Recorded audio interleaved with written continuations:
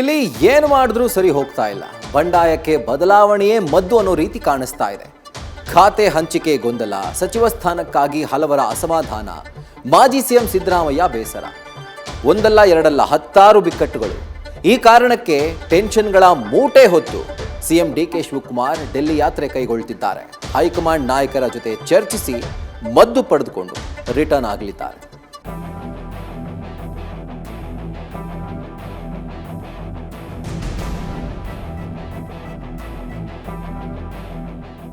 ಇವತ್ತು 9 ದಿನಾಂಕ 9 ನಂತರದ 3 ದಿನ ಕಳೆದರೆ ಆಗಸ್ಟ್ 13ಕ್ಕೆ ರಾಜ್ಯ ವಿಧಾನಮಂಡಲ ಅಧಿವೇಶನ. ಸಿಎಂ ಆಗಿ ಪ್ರಮಾಣ ಸ್ವೀಕರಿಸಿದ ಡಿಕೆ ಶಿವಕುಮಾರ್ಗೆ ಇದು ಚೊಚ್ಚಲ ಅಧಿವೇಶನ. ಆದರೆ ಅದಕ್ಕೂ ಮೊದಲೇ ಸವಾಲುಗಳು ಅಗ್ನಿ ಪರೀಕ್ಷೆಗಳಾಗಿ ಸಿಎಂ ಶಿವಕುಮಾರ್ ಅವರ ಹೆಗಲೇರಿದೆ. ಸಂಪುಟ ವಿಸ್ತರಣೆಯಂತೂ ಸಂಕಟ ವಿಸ್ತರಣೆಯಾಗಿ ಮಾರ್ಪಟ್ಟಿದೆ.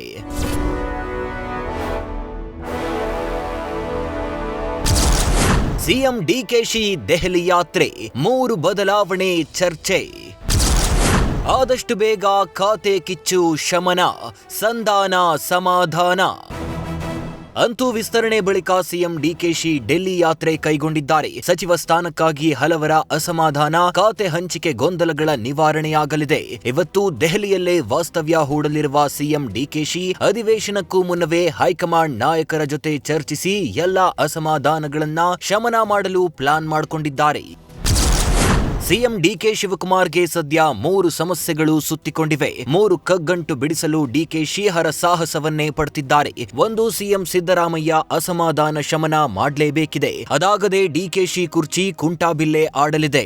2, ತಮ್ಮ ಬೆಂಬಲಿಗರನ್ನ ಇದ್ದಿದ್ದರಲ್ಲೇ ಸಂತೋಷ ಪಡಿಸಬೇಕು. 3, ಸದ್ಯ ಸಂಪುಟ ವಿಸ್ತರಣೆ ಬಳಿಕ ಭುಗಿಲೆದ್ದ ಅಸಮಾಧಾನವನ್ನ ಶಮನ ಮಾಡಬೇಕು. ಮತ್ತೊಂದು ಕಿಚ್ಚು ಏಳದಂತೆ ಇದ್ದ ಖಾತೆಗಳನ್ನ ಜಾಗೃತೆಯಿಂದ ಹಂಚಿಕೆ ಮಾಡಬೇಕು.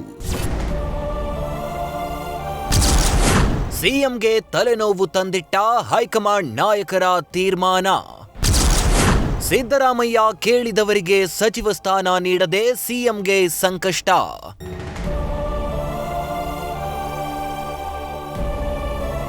ಏನೇ ಹೇಳಿ, ಸಿದ್ದರಾಮಯ್ಯ ಸಿಟ್ಟಾಗಿದ್ದಾರೆ. ಸಿದ್ದು ಸಿಟ್ಟಾಗಿದ್ದಾರೆ ಅಂದ್ಮೇಲೆ ಸರ್ಕಾರಕ್ಕದು ಹಗ್ಗದ ಮೇಲಿನ ನಡಿಗೆಯೇ ಸರಿ. ಹೈಕಮಾಂಡ್ ನಾಯಕರ ತೀರ್ಮಾನಗಳು ಸ್ವತಃ ಸಿಎಂ ಡಿಕೆಶಿಗೆ ಟೆನ್ಷನ್ ತಂದಿಟ್ಟಿದೆ. ಸಿದ್ದು ಹೇಳಿದವರಿಗೆ ಸಚಿವ ಸ್ಥಾನ ನೀಡದೆ ಸಂಕಷ್ಟ ಹೆಗಲಿಗೆ ಬಿದ್ದಂತಾಗಿದೆ.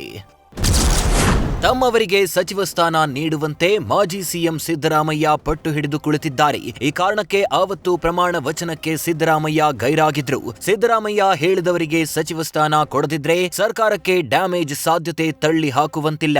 ಮಾತುಕತೆಗೂ ಬಗ್ಗದ ಸಿದ್ದರಾಮಯ್ಯ ನಡೆಯಿಂದ ರಾಜ್ಯ ಕಾಂಗ್ರೆಸ್ ನಾಯಕರು ಟೆನ್ಷನ್ ಆಗಿದ್ದಾರೆ. ಈ ಬಗ್ಗೆ ಹೈಕಮಾಂಡ್ ನಾಯಕರ ಜೊತೆಗೂ ಸಿಎಂ ಡಿಕೆ ಶಿವಕುಮಾರ್ ಕೂಡ ಚರ್ಚೆ ನಡೆಸುತ್ತಿದ್ದಾರೆ. 13ರಿಂದ ಆರಂಭವಾಗ್ತಿರುವ ಅಧಿವೇಶನಕ್ಕೆ ಸಿದ್ದರಾಮಯ್ಯ ಗೈರಾದಲ್ಲಿ ಡಿಕೆಶಿ ಸರ್ಕಾರಕ್ಕೆ ಡ್ಯಾಮೇಜ್ ಡೈನಮೈಟ್ ಫಿಕ್ಸ್ ಆಗಲಿದೆ.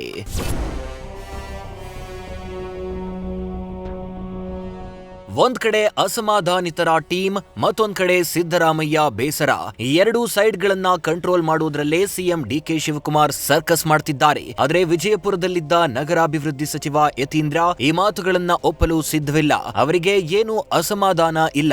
ಅವರ ಪಟ್ಟಿ ಪಡೆದು ಎಷ್ಟು ಸಾಧ್ಯವೋ ಅಷ್ಟು ಮಾಡಿದ್ದಾರೆ ಅಂತಿದ್ದಾರೆ. ಅಲ್ಲದೆ ಸಿದ್ದರಾಮಯ್ಯ ಮೂಲೆ ಗುಂಪು ಅನ್ನೋ ಪ್ರಶ್ನೆಯನ್ನ ಯತೀಂದ್ರ ತಳ್ಳಿ ಹಾಕಿದ್ದಾರೆ. ಕ್ಯಾಬಿನೆಟ್ಗೆ ಲೇಡಿ ಸೇರ್ಪಡೆಯಾಗಲಿದ್ದಾರೆ ಅಂತ ಭವಿಷ್ಯ ನುಡಿದ್ರು.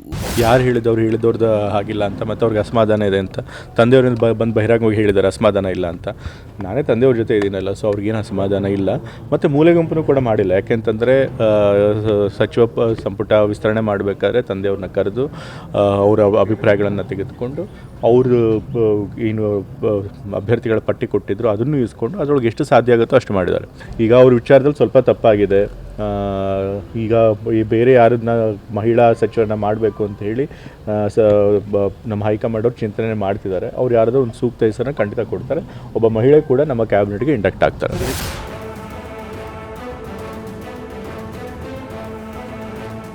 ಇನ್ನು ಖಾತೆ ಬದಲಾವಣೆ ಬಗ್ಗೆ ಸತೀಶ್ ಜಾರಕಿಹೊಳಿ ಸಹ ವರಿಷ್ಠರ ಜೊತೆ ಚರ್ಚೆ ನಡೆಸಿದ್ದಾರೆ ಎನ್ನಲಾಗ್ತಿದೆ. ಜಲಸಂಪನ್ಮೂಲ ಬೇಡ ಅಂತ ಬೇಡಿಕೆ ಇಟ್ಟಿರೋ ರಾಮಲಿಂಗಾರೆಡ್ಡಿ ಮನವಿಗೂ ಹೈಕಮಾಂಡ್ ಸ್ಪಂದಿಸಿದೆ ಅನ್ನೋ ಮಾತು ಕೇಳಿಸ್ತಿದೆ.